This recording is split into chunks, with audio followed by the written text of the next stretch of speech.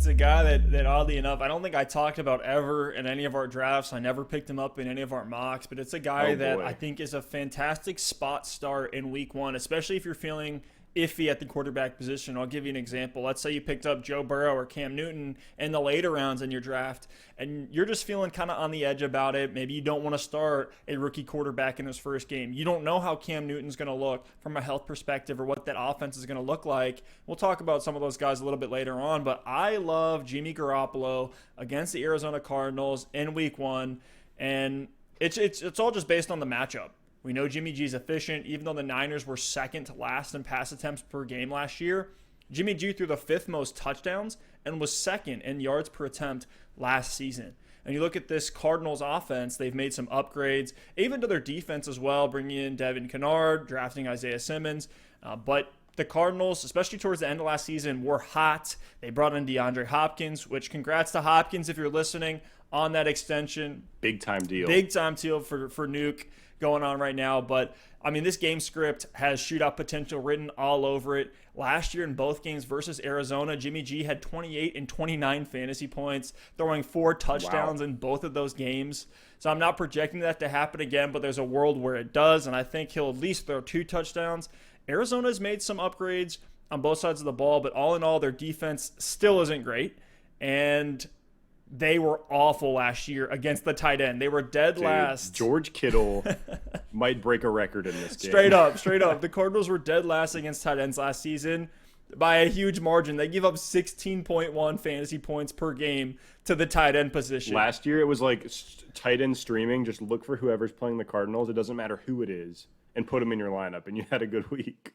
We were plugging in Jacob Hollister, Rhett Ellison, Ricky Seals-Jones last year, just based on this Cardinals matchup. So Kittle should absolutely eat. And then Deebo Samuel could potentially be back for week one.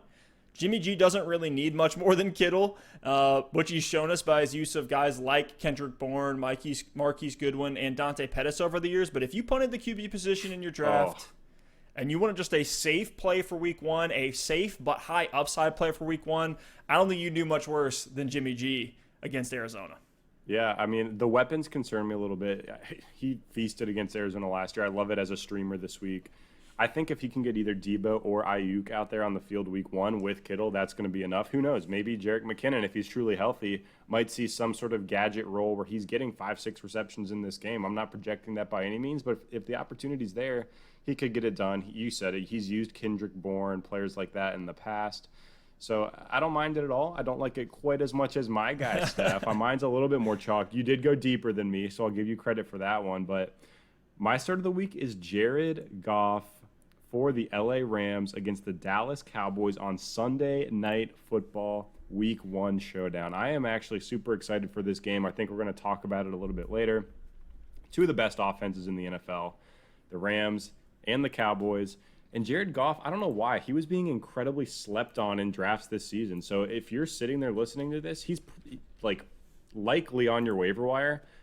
He's actually only rostered in 41% of leagues, so he is probably sitting there in the majority of leagues. So go check the waiver wire. He was quarterback 18 in ADP, which just doesn't make any sense to me, considering he had an up-and-down season last year, and he was still quarterback 13. And then if you go back to 2 years ago when the Rams offense was truly elite, Goff was the quarterback 7. So just based on skill set alone, Goff has given us 2 years of proven usability and value in fantasy football.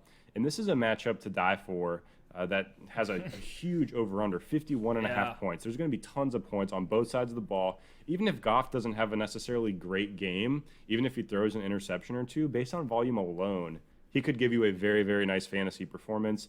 These two teams matched up last season, and Jared Goff went 33 of 51 for 284 yards, 2 touchdowns, and 1 interception.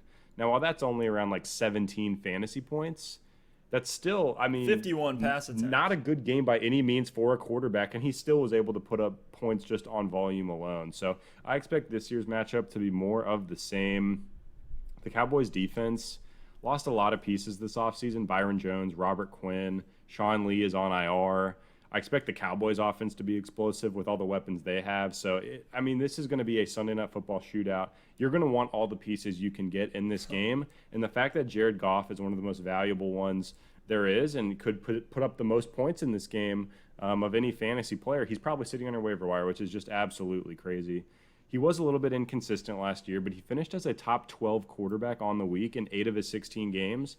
And if I had to circle 8 games on his calendar where I was expecting him to finish as a top 12 quarterback, this one would definitely be one of them. And I think you could do a lot worse than streaming Jared Goff here in week 1. You know, Sean McVay has been studying this Cowboys defense and this Cowboys defensive scheme all offseason in his LA indoor-outdoor living home with his hair gel, as spiking it up as high as it could ever be. So, look, Sean McVay's a brilliant offensive mind. Jared Goff's a good quarterback, and this Rams team is going to be pretty solid this season. So I'm in on Jared Goff this week. I think you and Sean McVay shop at the same hair gel store. Hey, watch it.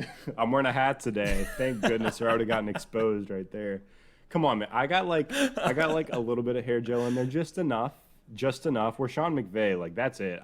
He's using gallons of that stuff. He's actually submerging his head in hair gel, I think, every single day.